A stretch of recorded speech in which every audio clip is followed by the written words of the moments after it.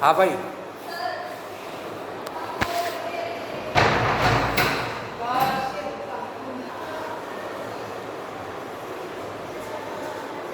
नमस्कार। Online class में आप सभी का स्वागत है। आज हम पाठ नियंत्रण का समन्वय के आगे के बिंदुओं का अध्ययन करेंगे। नियंत्रण एवं समन्वय, इसके बारे में कल चर्चा की थी। नियंत्रण समन्वय किसे कहते हैं तथा तंत्रिका कोशिका किस प्रकार की होती है, इनके बारे में कुछ चर्चाएं की थी। इसी के साथ साथ अपन ने चर्चाएं की थी कि प्रतिवर्ती क्रिया कौन कौन सी होती है, उनके बारे में इसको बताया था। आज अपन चर्चा करने वाले हैं कि नियंत्रण समन्वय 3 भागों में पढ़ा जाता है। तंत्रिकीय नियंत्रण होता है, वो नियंत्रण किस प्रकार होता है, नियंत्रण ये 3 प्रकार के भागों से मिलकर बना है। एक तो होता है केंद्रीय तंत्रिका तंत्र, केंद्रीय तंत्रिका तंत्र। एक होता है पर्दीय तंत्रिका तंत्र, पर्दीय तंत्रिका का तंत्र। एक होता है स्वायत्त तंत्रिका तंत्र, स्वायत्त तंत्रिका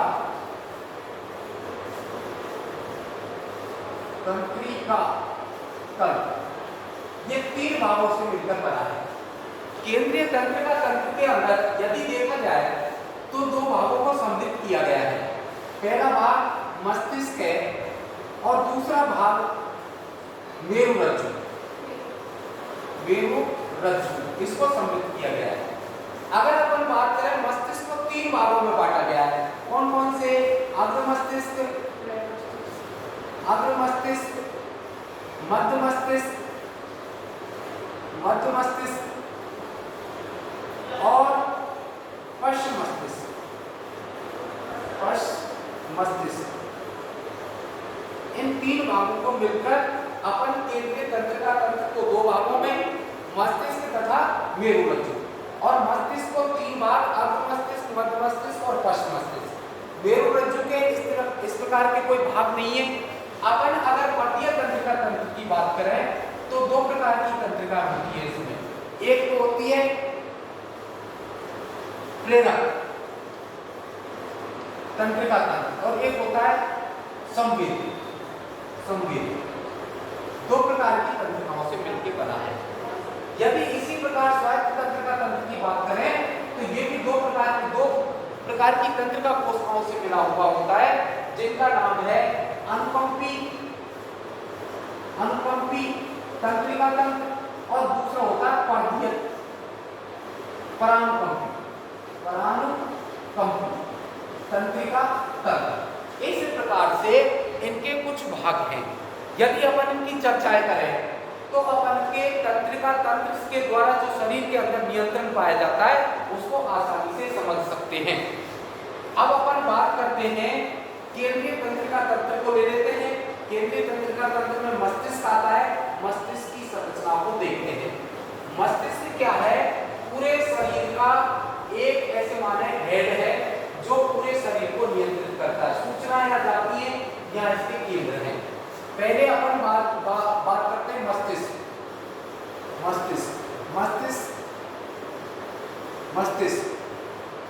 होता है, इसमें मैंने 3 भागों से मिलकर बनाया था। कौन कौन से?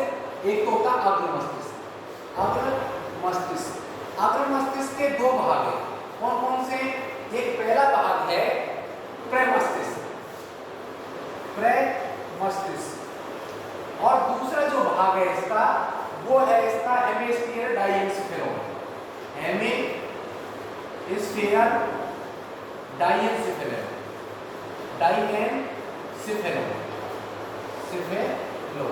अब देखो, अपन अगर इसकी थोड़ी चर्चा करें, ये मस्तिष्क का सबसे बड़ा भाग है और यह भाग ज्ञान, बुद्धि, तर्क, विश्लेषण संश्लेषण संश्लेषण से संबंधित इतने कार्य ये करता है। यह मस्तिष्क के सबसे बड़ा भाग है और इसके स्थायी जो केंद्र होते हैं ज्ञान, बुद्धि, तर्क, विश्लेषण, संश्लेषण आदि के, ये इन कार्यों को करता है अग्र मस्तिष्क। इसी के साथ साथ इसके अंदर बल पाए जाते हैं, कुछ बलन पाए जाते हैं। ये बलन बुद्धि से संबंधित है। जिस व्यक्ति में जितने अधिक बलन होते हैं वह उतना ही बुद्धिशाली माना जाता है। संश्लेषण का मतलब जोड़ना, किसी तर्क को दो तर्कों को जोड़कर अगर हम कोई घटना बनाते हैं तो उसको संश्लेषण कहेंगे। विश्लेषण करने का मतलब हो गया किसी बात से निचोड़ निकालते हैं अपन, इसका सुना, उसका सुना, इसका सुना, और उससे अपन तर्क निकाल लेते हैं कि भाई ये नहीं साहब, ये होना चाहिए। अपन ने 3 संख्या दी, बहुत बड़ी संख्या दी, जोड़ के अपन को मन से ही बताना है, इसलिए बताया, इसलिए बताया, लेकिन अपन ने तर्क क्या लगाया कि साहब 2000 है, 3000 है, 5000 है, बात पीछे संख्या तो नहीं है उसमें, उसको जोड़कर अपन देखें तो इसका 2000, 3000, 5000 हो गए, 2000 जोड़ के 7000 हो गए, इसका मतलब इसका जो आंसर आएगा 7000 से ऊपर आएगा। लेकिन अपन को उसका उत्तर ही 5000 में दे रहा है, तो अपन ने सही तर्क पे नहीं पहुंचे ना। तो इस प्रकार से किसी बात पर तर्क वितर्क और संश्लेषण विश्लेषण अपन करते हैं। बुद्धि से अपन समझ के परमात्मा देता है जितने बोल रहे हैं अपन के अग्र मस्तिष्क पर, उतना ही वो क्या होगा, बुद्धिशाली होगा। कम है तो बुद्धिशाली होगा। इसको अपन बढ़ा नहीं सकते, बुद्धि को कैसे बढ़ाएंगे? बुद्धि जितनी परमात्मा ने दी है उतनी रही। अपन ज्ञान को बढ़ा सकते हैं, ज्ञान को आसानी से बढ़ाया जा सकता है। ये बात यहाँ तक हो गई। जो ये मस्तिष्क है, मस्तिष्क का पीछे का भाग, मतलब अपन कहें कर मस्तिष्क के पीछे, ये आगे का मस्तिष्क इससे थोड़ा सा पीछे होता होगा, उस मस्तिष्क का जो भाग है वो है हेमिस्फीयर डायहेमिस्फीयर। जो ये कौन सी क्रियाओं को नियंत्रित करता है उनको आप देख रहे हैं, ये परीक्षा में पूछता है। एक तो भूख, प्यास, घृणा, प्यार, घृणा, सुख दुख, है ना, ताप आदि के स्तर के। इन क्रियाओं को इस भाग द्वारा नियंत्रित किया जाता है। भूख प्यास हो गई, सुख दुख हो गया, प्यार घृणा हो गई, ताप हो गया, और कुछ इस तरह से जो है। और आप किताब देख लेना है क्या है? बहुत जोर से बोल। ठंड, हाँ ताप, इसका मतलब ताप, ठंड लग रही है तो ताप का ही पर्यवाची हो गया ना, विलोम शब्द, तो ये भी क्रिया इसके द्वारा ही नियंत्रित होती है। तो ये दो भाग तो इसके द्वारा नियंत्रित हो गए। अब तीसरी बात करते हैं, मध्य मस्तिष्क। मध्य मस्तिष्क होता है, मध्य मस्तिष्क। मध्य मस्तिष्क में देखिए 4 कोष पिंड पाए जाते हैं, 4 पिंड लो।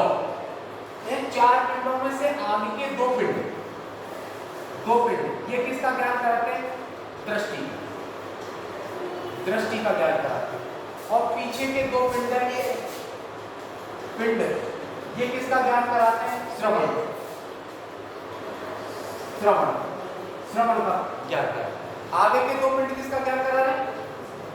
दृष्टि का, देखने के स्तर केंद्र है इसके अंदर। यदि ये खराब हो जाए तो किसी व्यक्ति को दिखाई नहीं देगा। ये कौन सी बात में? श्रवण में सुनना, जो कानों से जो सूचना जा रही है ये इस बात में जाती है और ये इसका विश्लेषण करता है, पहचान लेता है कौन अमुक व्यक्ति की आवाज है। तो इस प्रकार की जो होती है उसको अपन कहते हैं श्रवण के क्रिया से संबंधित है। अब अपन पे आते हैं पश्च मस्तिष्क।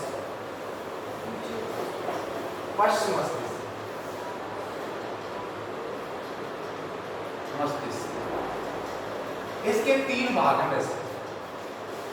कौन कौन से? एक तो हो गया अनुमस्तिष्क,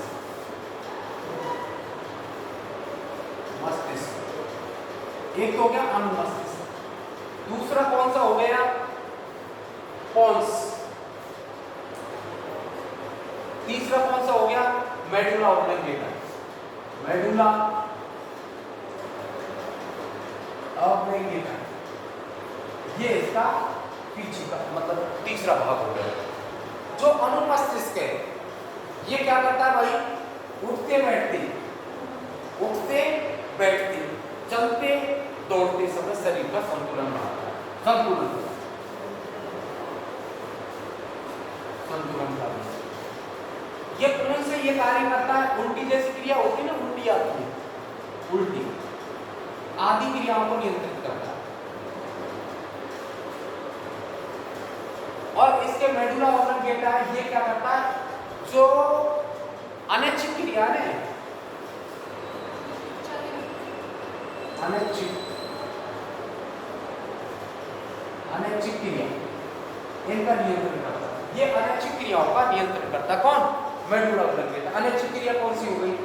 जैसे मान लो अपन के भोजन किया और भोजन अपन के में स्वाद आ गया, उसके बाद भोजन कहाँ जाता है कुछ पता रहता है क्या? उसको आगे पाचन होता होगा, उसका मल बनता होगा उसका।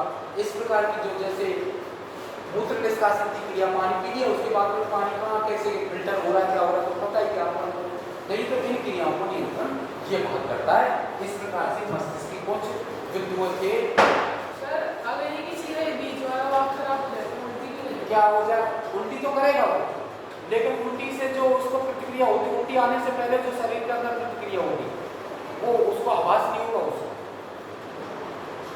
भाई उसको आभास नहीं होगा कि भाई नियंत्रण नहीं है, वो कर भी सकता नहीं करे, लेकिन है ना ये नियंत्रण करता, उल्टी को रोकना चाहता है वो नहीं। लेकिन है ना अपन जबरदस्ती से ऐसा भोजन कर लेते हैं या कोई और प्रॉब्लम होती है उसकी वजह से उल्टी आती है तो फिर प्रॉब्लम दूसरी हो जाती है।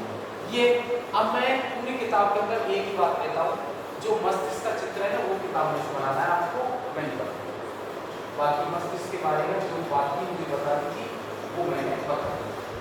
ये तो था मनुष्यों में तंत्र के नियंत्रण। अब एक और दूसरी बात करते हैं अपना रासायनिक नियंत्रण।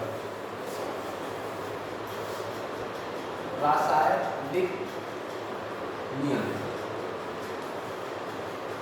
अब इसके बारे में अपन समझे। रासायनिक का कोई शरीर के अंदर रसायन निकलता, ग्रंथि है वो अपना उत्सर्जित पदार्थ छोड़ती है और उसके कारण अपन के शरीर के अंदर कुछ क्रिया नियंत्रित होती है, उसके बारे में अपन आज देखते हैं। इसमें वो नियंत्रण की बात कर रहा है तो वो कहता है कि अंतःस्रावी ग्रंथियों द्वारा कुछ रसायन का स्राव किया जाता है। अंतःस्रावी, अब अंतःस्रावी ग्रंथि, अंतःस्रावी ग्रंथि कहते किसको है? वे ग्रंथियां जो नलिका विहीन होती हैं, अंतःस्रावी ग्रंथि मतलब अपना उत्पाद सीधे रक्त में छोड़ती है। किसी ग्रंथि ने अपना उत्पाद वहीं छोड़ दिया रक्त में, अब वो रक्त काम करना कहाँ है? उसको जाके करना है, उसको आमाशय में जाके काम करना है। मस्तिष्क में छोड़ा, आमाशय में रक्त में घुल के जाएगा, वो काम करेगा, कार्य के बाद बेकार हो जाता है, कार्य संपादित हो जाता है, बेकार हो जाना भी चाहिए उसको। तो इसके अंदर अंतःस्रावी ग्रंथि आती है। अंतःस्रावी ग्रंथि की परिभाषा पूछे तो अपन को आना चाहिए कि ऐसी ग्रंथियां जिनका नलिका विहीन होती है और वे ग्रंथियां जो नलिका युक्त होती है ना उनको बहिस्रावी ग्रंथियां कहते हैं। अंतःस्रावी ग्रंथियों को मस्तिष्क से ऊपर से नीचे की ओर अगर वर्णन करें तो पहली ग्रंथि होती है पीनियल ग्रंथि, पीनियल ग्रंथि। दूसरे वाली जो ग्रंथि होती है उस ग्रंथि का नाम है पीयूष ग्रंथि, पीयूष ग्रंथि। तीसरी ग्रंथि की बात करें अपन के गले के अंदर होती है, उसका नाम है थायराइड ग्रंथि, थायराइड ग्रंथि। चौथी ग्रंथि की बात करें तो होती है इथमस ग्रंथि, इथमस ग्रंथि। पांचवी ग्रंथि की बात करें तो होती है अग्नाशय ग्रंथि, अग्नाशय ग्रंथि। चौथी ग्रंथि की बात करें, छठवीं ग्रंथि की बात करें तो होती है अपन के अधिवृक्क ग्रंथि, अधिवृक्क ग्रंथि।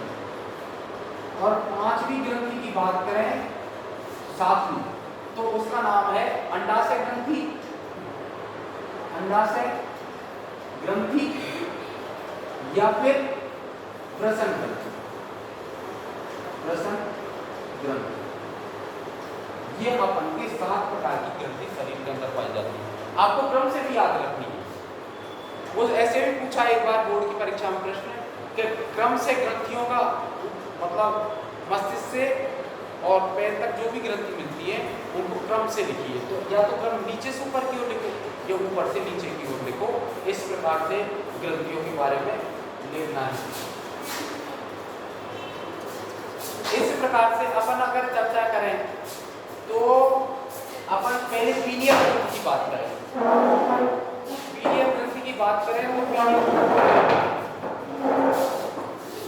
आवाज नहीं करे भैया। हाँ भाई, पीनियल ग्रंथि की बात करें अपन तो पीनियल ग्रंथि किस प्रकार की है ये देखिए।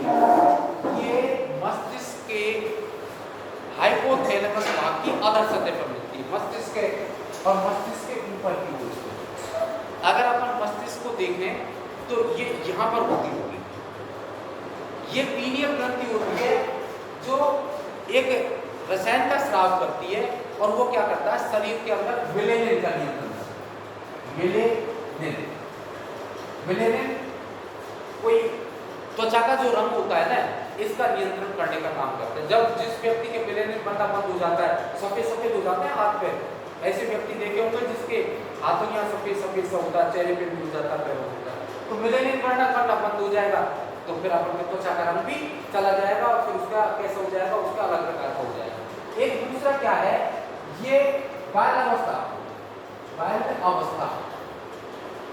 को भी बनाए रखती है, बाल अवस्था को बनाए रखती है। कैसे बनाए रखती है, जब तक इसका स्राव होता है तब तक व्यक्ति बालक रहता है, फिर किस में बदल जाता है, वयस्क में परिवर्तित हो जाता है, प्रौढ़ में परिवर्तित हो जाता है। अगर वो मान लो इसके बारे में थोड़ा सा वो लिखा है कि ये अंधे व्यक्तियों में शीघ्रता से नष्ट होती है। अंधा व्यक्ति होता है ना, वो जैसे अपन बाल अवस्था की किशोरावस्था रहती है, 19 साल तक रहती है, तो ये बनाए रखती है। लेकिन है अंधा व्यक्ति होगा, अंधकार के प्रति ज्यादा वो है सक्रिय है, तो 12 वर्ष की अवस्था में वयस्क बन जाता है। जब ये ग्रंथि नष्ट हो जाती है तो इसका स्राव बंद हो जाता है, तो वहां पर कैल्शियम कार्बोनेट के टुकड़े बन जाते हैं। इस प्रकार की इसकी समस्या। दूसरी बात करें अपन पीनियल ग्रंथि के बारे में, समझ गए, दो काम करने हैं आपको, मिलेनिन बढ़ना का नियंत्रण करती है, बालावस्था को बना रखती है। दूसरी है पीयूष ग्रंथि। अब इनको मिटा देता हूं मैं, आप है ना अब देखिए ग्रंथि के बारे में ठीक से देखिए। पीयूष ग्रंथि मनुष्य में कहाँ मिल रही है, ये भी मस्तिष्क के हाइपोथैलेमस की अधो सतह पर सेला टस्का नामक खांच में स्थित होती है। कोई खांच है और उसमें मटर के समान ग्रंथि है, ऐसी ग्रंथि मटर के दाने के समान ये ग्रंथि है। और इस ग्रंथि द्वारा कम से कम 40 प्रकार के एंजाइम स्राव, हार्मोनों का स्राव किया जाता है, हार्मोनों का स्राव किया जाता है। और ये ऐसे स्राव है जो अन्य ग्रंथियों को नियंत्रण में करते हैं। अन्य ग्रंथियों को नियंत्रित करने के कारण इसको मास्टर ग्रंथि के नाम से जाना जाता है, मास्टर ग्रंथि। अब मास्टर ग्रंथि तो है, लेकिन अब पता लगा है कुछ वर्षों पूर्व कि ये ग्रंथि भी किसी के नियंत्रण में कार्य करती है, तो उसको नाम है हाइपोथैलेमस के नियंत्रण में कार्य करती है। हाइपोथैलेमस को सुप्रीम कमांडर ऑफ एंडोक्राइनोलॉजी कहते हैं। हाइपोथैलेमस है ना, हाइपोथैलेमस, इसको क्या कहते हैं, सुप्रीम कमांडर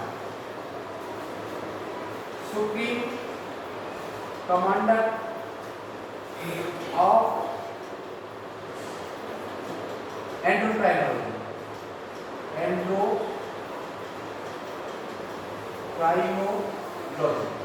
के नाम से भी इसको जाना जाता है, एंडोक्राइनोलॉजी के नाम से जाना जाता है। इस प्रकार के इसके बारे में समझ जाता है।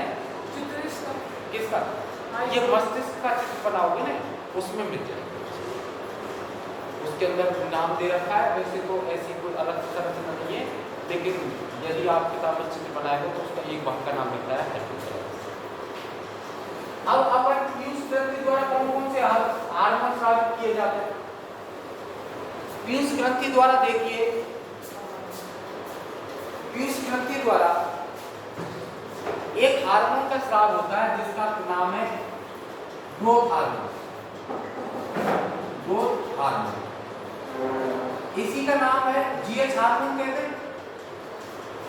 हार्मोन भाई, जी से ग्रोथ, एस से हार्मोन, इसी का नाम है वृद्धि हार्मोन भी कहते हैं, वृद्धि हार्मोन।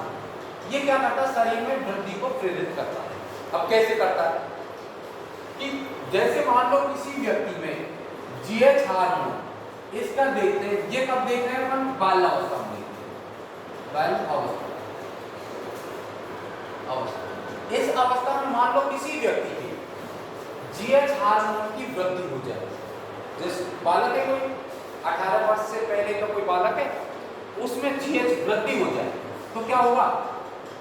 बोलो, उसका शरीर कैसे हो जाएगा? बहुत लंबा हो जाएगा ना, तो वो क्या हो जाएगा? भीमकाय हो जाएगा इसमें। तो शरीर कैसे हो जाएगा? भीमकाय हो जाएगा। और यदि इसमें कमी हो जाए तो कमी हो जाए तो कैसा रह जाए?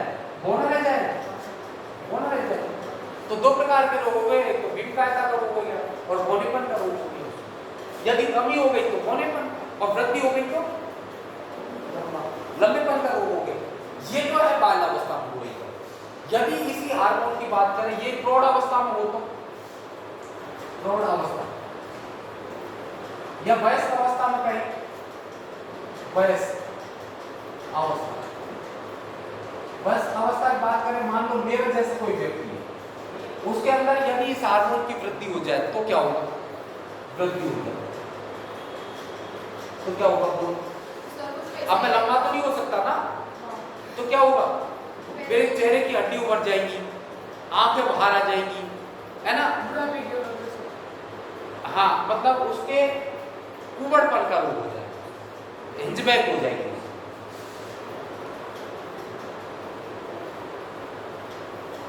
मतलब ऐसे कहें कुरूप हो जाएगा, कुरूप हो जाएगा। और यदि इसकी कमी हो जाए तो कमी हो जाए तो क्या होगा? हाँ भाई, छोटा तो नहीं हो सकता, तो उसमें भी एक रोग होगा। वो क्या? बूढ़ा, मतलब 50 वर्ष में 70 वर्ष का सा लगेगा, बुढ़ापेपन का रोग हो जाएगा। चेहरे पर क्या है? झुर्रियां पड़ जाएंगी, झुक जाएगा, और उसकी स्किन है ना, उसमें लटक जाएगी उसकी, मतलब तनाव नहीं रहेगा, आंख क्रांतिहीन हो जाएंगी उसकी। तो ऐसे ना उसमें बुढ़ापेपन का रोग आ जाएगा। तो इसका कोई इलाज नहीं है? इलाज नहीं इसका कोई? भाई साहब, इसके लिए आपको डॉक्टर से संपर्क करना पड़ेगा। अपन के इतना ही दे रखा है इस घटना के लिए, या तो आप डॉक्टर से संपर्क करो। मेरे हिसाब से हार्मोनों के बारे में डॉक्टर भी कुछ नहीं करता। कोई व्यक्ति होना है, वो यदि जीएच हार्मोन ले लेता बाहर से तो होना क्यों रहता? लेकिन ये शरीर के अंदर बनते हैं, शरीर में काम आते हैं, उसके बाद बेकार होते हैं। तो इस प्रकार से अपन ने पीयूष ग्रंथि द्वारा हार्मोन की बात की। ये उसका स्वतंत्र हार्मोन है जो शरीर में जाके कार्य करता है। अब अपन बात करते हैं थायराइड ग्रंथि। तीसरे नंबर की है थायराइड ग्रंथि। ये ग्रंथि कहाँ होती है? एक तो गले में होती है। कैसे होती है? तितली के पंख के समान कहें या अंग्रेजी के एच अक्षर के समान कहें। मान लो ये श्वसन नली है, ये श्वसन नली के दोनों ओर ये इस प्रकार से तितली के पंख कैसे लग रहे हैं। इस ग्रंथि के अंदर ये ना एक ग्रंथि होगा जिसका नाम, ये तो होगी थायराइड ग्रंथि, थायराइड ग्रंथि। और इस ग्रंथि के अंदर ही एक ग्रंथि है जो दिख रहे हैं आपको बिंदु से, इसको कहते हैं पैराथायराइड। पैराथायराइड। अब इसके द्वारा कौन सा हार्मोन का स्राव किया जाता है? थायरोक्सिन हार्मोन का स्राव किया जाता है। थायरोक्सिन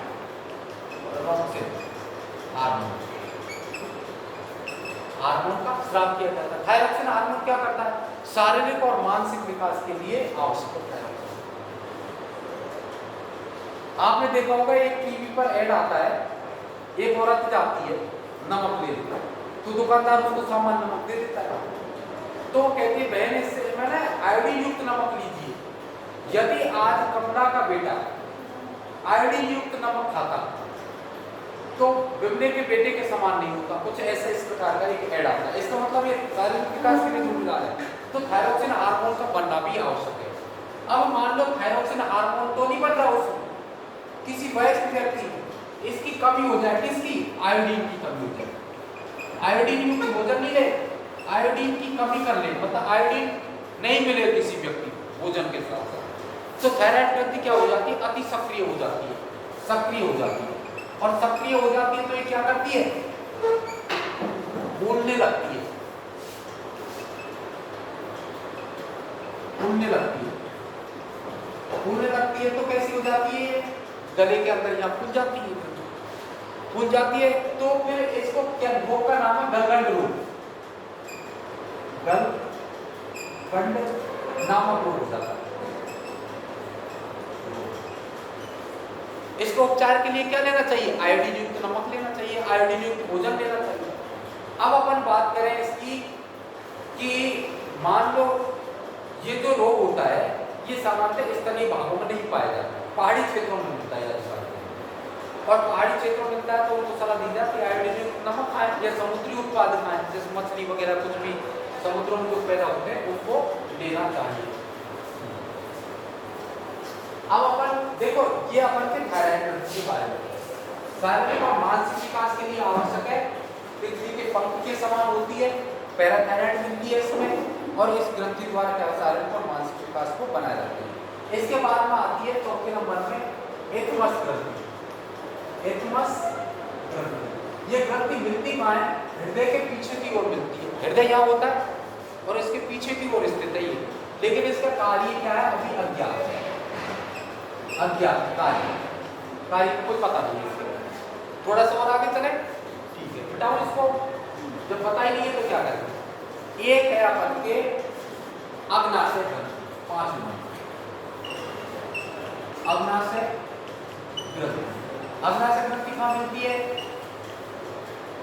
ये पाचन से भी संबंधित है, अर्थात इसके बारे में देखें ये अंतः और बहिस्रावी दोनों प्रकार का कार्य करती है, अंतःस्रावी और बहिस्रावी, बहिस्रावी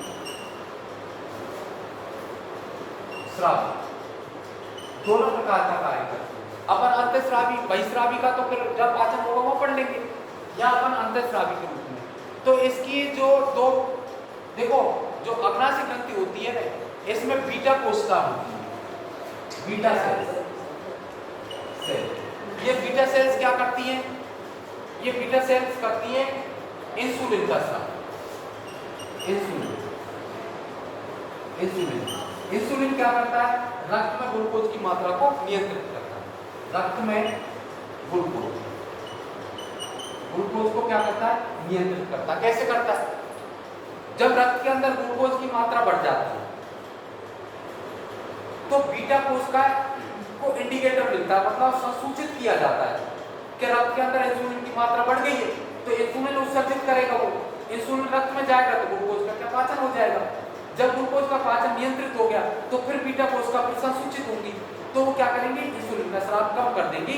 इस प्रकार से इसका पुनर्भरण चलता रहता है, अर्थात कहें कि इंसुलिन की मात्रा बढ़ती है तो इंसुलिन का ग्लूकोज की मात्रा बढ़ती है तो इंसुलिन का अधिक स्राव होता है। जैसे ग्लूकोज की मात्रा नियंत्रित हो जाती है फिर बीटा कोशिका संसूचित होती है और वो क्या कर देती है, उसको नियंत्रित कर देती है। इस प्रकार से कार्य चलता रहता है। वैसे आपको पता था बीटा कोशिका तो इंसुलिन का करती है और अल्फा कोशिका होती है, ये किसका करती है, ग्लूकेगॉन हार्मोन का स्राव करती है। इसके बाद थोड़ा सा और आगे पर चलते हैं, अगर ये 5 नंबर की ग्रंथि हो गई क्या, अब 6वें नंबर की ग्रंथि की बात करें अपन तो है अपन के अधिवृक्क ग्रंथि। अधिवृक्क ग्रंथि, हाँ भाई आप लोगों ने अभी देखा था वृक्क की संरचना देखी आप लोगों ने, अभी अपन उत्सर्जन तंत्र पढ़ा था तो वृक्क देखे थे आप, एक वृक्क की संरचना इस प्रकार की होती है। इस वृक्क के ऊपर है ना टोपीनुमा संरचना, अर्थात ऐसे कहें ये टोपी जैसी संरचना है, इसके ऊपर एक ग्रंथि पाई जाती है जिसका नाम अधिवृक्क ग्रंथि। अधिवृक्क ग्रंथि, अधि माने अधो, अधि माने ऊपर की ओर, वृक्क के वृक्क अधिवृक्क वृक्क के ऊपर पाई जाने वाली ग्रंथि। इसके द्वारा जो हार्मोन का स्राव होता है, एड्रेनलिन हार्मोन है सामान्य, एड्रेनलिन हार्मोन का स्राव किया। एड्रिनल ग्रंथि अंग्रेजी में कहेंगे तो एड्रिनल हार्मोन हो गया, हार्मोन का नाम अंग्रेजी में, अधोवृक्क हार्मोन ही कहेंगे, अपन बोल सकते हैं समझने के लिए, लेकिन इसका नाम एड्रिनल ग्रंथि है तो एड्रेनलिन हार्मोन, और इस हार्मोन को कहते हैं संकटकालीन हार्मोन, संकटकालीन कालीन हार्मोन। ये क्या करता है हार्मोन? ये हार्मोन करता है कि व्यक्ति जो संकट के समय में होता है तो उसको संबल प्रदान करता है, उसको आसानी से क्या करता है, उसको संबल प्रदान करता है। कैसे करता है? मान लो किसी व्यक्ति के सामने शेर आ जाए तो क्या करेगा व्यक्ति? पहले तो संघर्ष करेगा, फिर क्या करेगा? भागेगा वहां से। हाँ, तो ये ग्रंथि भी अपन को एक प्रेरित करती है। कैसे करती है? कि व्यक्ति के पास में शेर आए, हृदय की धड़कन तेज, सांस तेज चलने लगेगा, शरीर के बाल खड़े हो जाएंगे, रक्त नलिकाओं का व्यास बढ़ जाएगा, नेत्र का व्यास भी बढ़ जाएगा, है ना, लार का स्राव क्या हो जाएगा? कम हो जाएगा, है ना, और श्वास नली का व्यास बढ़ जाएगा। इससे क्या? श्वास नली का व्यास बढ़ गया, रक्त नलिकाओं का व्यास बढ़ गया, इसका मतलब ऑक्सीजन क्या होगी? पर्याप्त मात्रा में जाएगी शरीर के अंदर। और अपन पहले तो रोकेंगे, क्या करें? फिर अपन क्या करेंगे? वहां से संघर्ष करेंगे, एक आध डंडे मारने की कोशिश करेंगे, पार नहीं पड़ेगी तो भाग लेंगे, ऐसे ही करते हैं ना अपन। तो ये हार्मोन प्रेरित करता है, ठीक है। ये मैंने बता दिया, इसकी स्थिति क्या है? वृक्कों के ऊपर है, और ये क्या करती है? ये अगर एक ग्रंथि और रह जाती है इसके बाद में 7वें नंबर की, जिसका नाम है वृषण ग्रंथि पुरुषों में। ये तो ग्रंथि किसमें मिल रही है? पुरुषों में। और महिलाओं के अंदर कौन सी मिल रही है? अंडाशय ग्रंथि।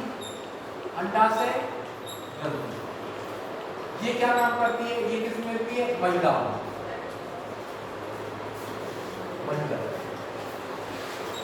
महिलाओं में।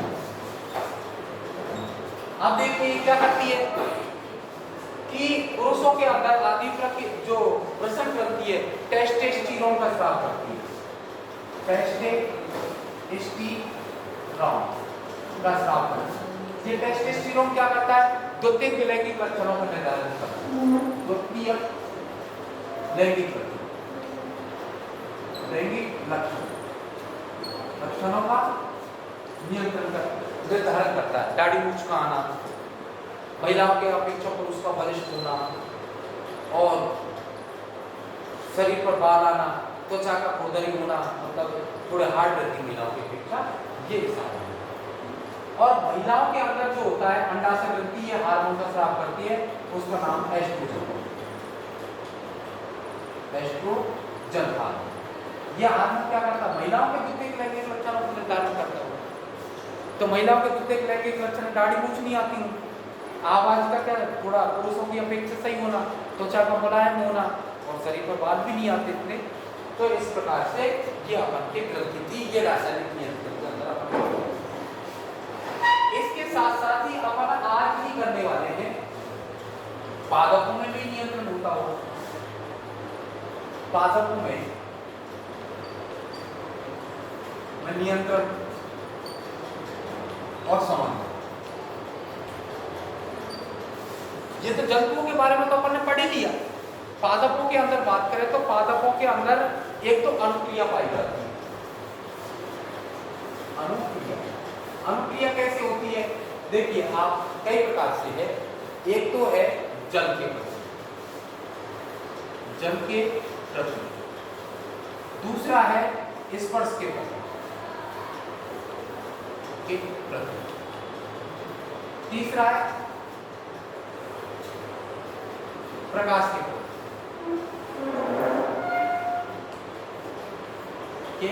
प्रति। क्या अनुक्रिया की बात कर? अनुक्रिया क्या है? इनके प्रति पादप एक्टिव, इनके प्रति अनुक्रिया करता है, इनके प्रति कोई क्रिया करता है। जैसे अपन कहते हैं जल के प्रति, जल और खनिज लवण जब मिलते हैं पादप, तो उसकी जड़ किधर चली जाती है? किधर चली जाती है? जल की ओर चली जाती है। मान लो एक गमला है, पृथ्वी के अंदर एक पौधा लगा रखा है, इसकी बहुत सारी जड़ें निकल रही है। अपन ने यहाँ पानी का कोई टैंक है, इसका मतलब पानी इसके भूमि में जा सकता है, तो पानी यहाँ से रिस रहा है तो इसके पास में जल की नमी होगी, तो ये जड़ें कैसे मुड़ जाएंगी? इधर की ओर मुड़ जाती है। इसका मतलब पादप क्या कर रहा है? जल के प्रति अनुक्रिया कर रहा है। उसको कैसे पता लग गया कि उधर जल है? लेकिन कुछ इंडिकेटर्स है उसके द्वारा ये अनुक्रिया प्रदर्शित करता है। जल और खनिज लवण जिधर होते हैं उधर ही जड़ क्या होती है? नहीं, पानी नहीं हो तो जड़ें अपने हिसाब से काम करेंगी, वो सीधी ग्रोथ करेंगी। जहाँ भी उनको ऐसा लगेगा जिधर जल है उधर नहीं है, तो फिर तो जैसा उनको काम करना है वैसे करेंगे, लेकिन जल होगा तो उधर मुड़ जाता है। अब एक दूसरा उदाहरण देखते हैं, प्रकाश के प्रति एक अपन क्रिया करते हैं। मान लो एक पादप है, एक गमले में एक पादप लगा दिया, एक गमला है, पादप लगा दिया, और वो पादप कैसे लगा दिया, इसके अंदर एक पौधा लगा दिया,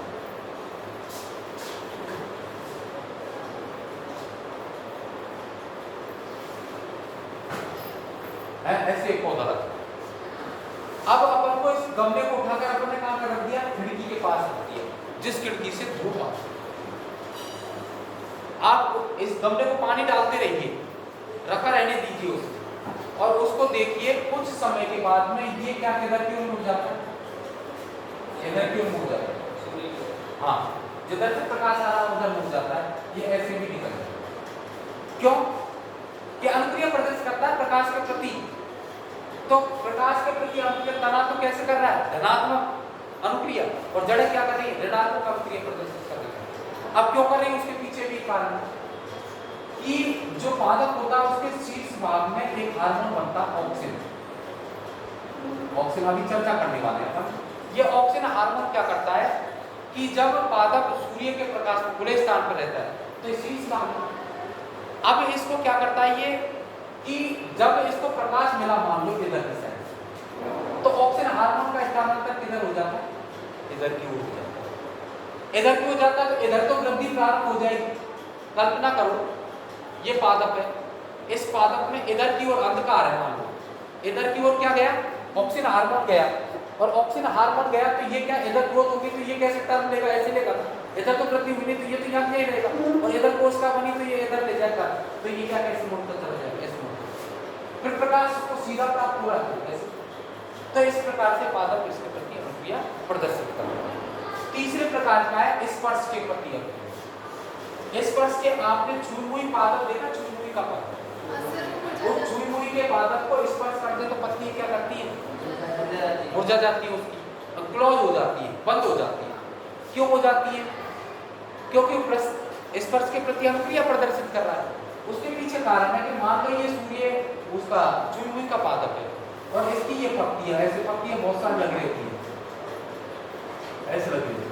जब इसको स्पर्श किया जाता है तो इसका पर्ण, पत्ती का जल पर्णवृत्त में चला जाता है, पर्णवृत्त संरचना डंडल जैसे संरचना होती है पर्णवृत्त के, उसमें चला जाता है, पत्ती क्लोज हो जाती है, थोड़े समय बाद में पुनः पानी उस पत्ती में आ जाता है और उसके बाद खुल जाता है, कारण इसका ये रहता है। ठीक है, ये इसके प्रति कुछ अनुक्रिया है। अब अपन रासायनिक नियंत्रण भी पढ़े इसके अंदर। पादप में हार्मोन द्वारा नियम,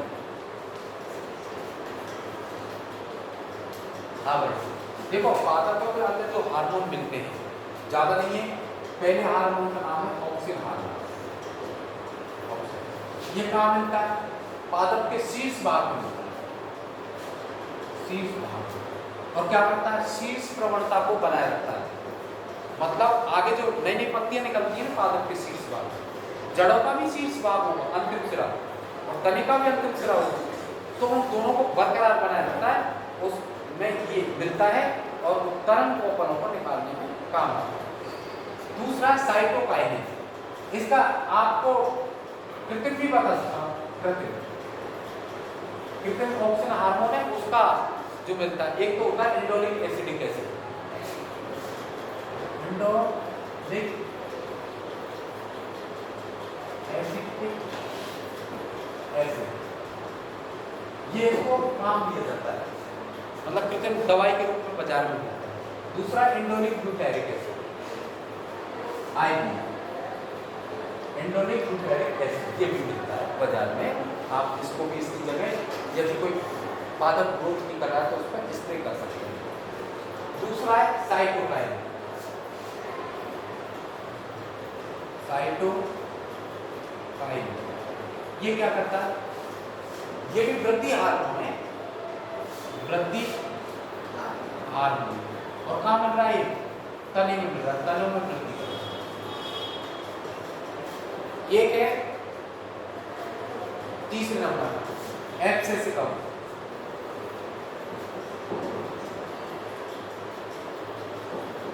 एब्सेसिक हार्मोन। ये क्या करता है भाई साहब? ये क्या करता है? ये वृद्धि निरोधक हार्मोन, वृद्धि निरोधक।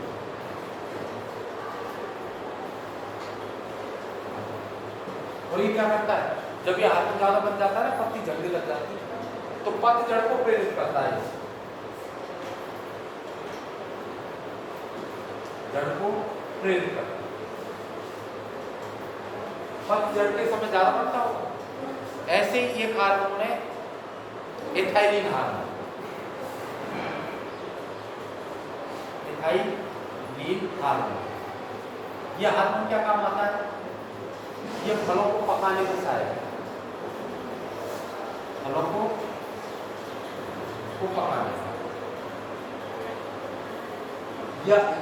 ये हार्मोन है ना, जब मतलब किसी फल के पास छिड़क दें तो क्या है? पक जाता है, जल्दी पक जाता है। तो पादप में बनता होगा, पादप में भी फल पकते हैं। हाँ, पादप में भी बनता है और घर भी बनाते हैं। तो इस प्रकार से कुछ पादप हार्मोन थे। आज के लिए इतना ही, कल पुनः मिलेंगे, जब तक के लिए अलविदा। चलो।